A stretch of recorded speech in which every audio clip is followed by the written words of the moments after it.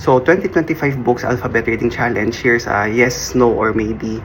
Again, this is very personal, very subjective. So, what may be yes for me, maybe no for you. What may be no for me, maybe yes for you. Okay?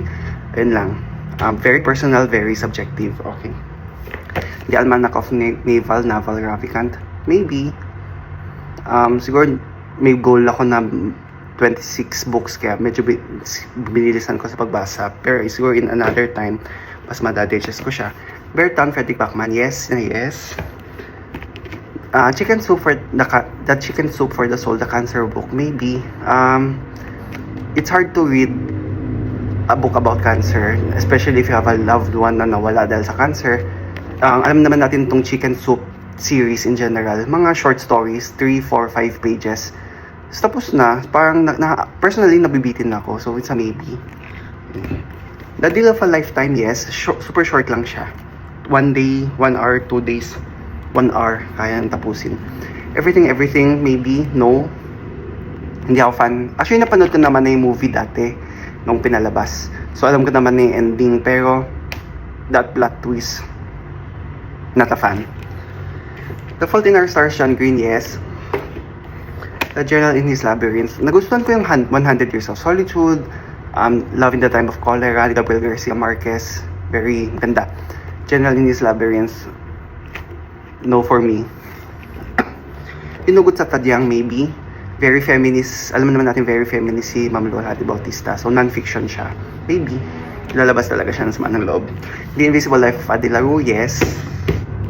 James and the Giant Peach, maybe. Masyadong pambata. For the sake lang. The Kite Runner, yes na yes na yes.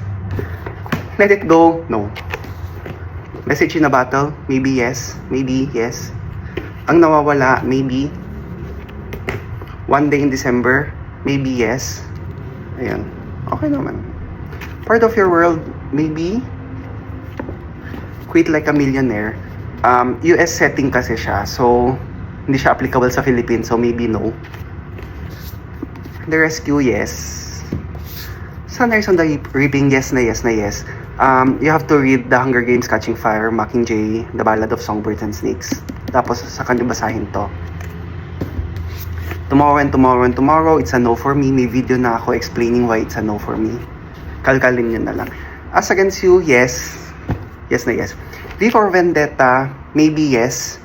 Kung mahilig kayo sa Remember the 5th of November. Very Marxist, ganun. Oops. The Winners, yes na yes na yes na yes na yes na yes na yes. But you have to read book 1 and book 2 before you understand mga pinaghuhugutan ng book 3. Every Exquisite Thing, no. Yellowface, ang dami ko nababasang mixed reviews sa Goodreads, pero for me, it's a yes. Maybe yes. Tapos, currently, binabasa ko pa lang tong Mars May Zombie. Nasa chapter 7 pa lang ako. Out of maraming pages. So, habulin ko today is December 28 kung kaya kong tapusin by December 30. Yan lang. So, wala pa akong answer kung yes, no, or maybe. Pero syempre, support local author, support local literature. Yan lang.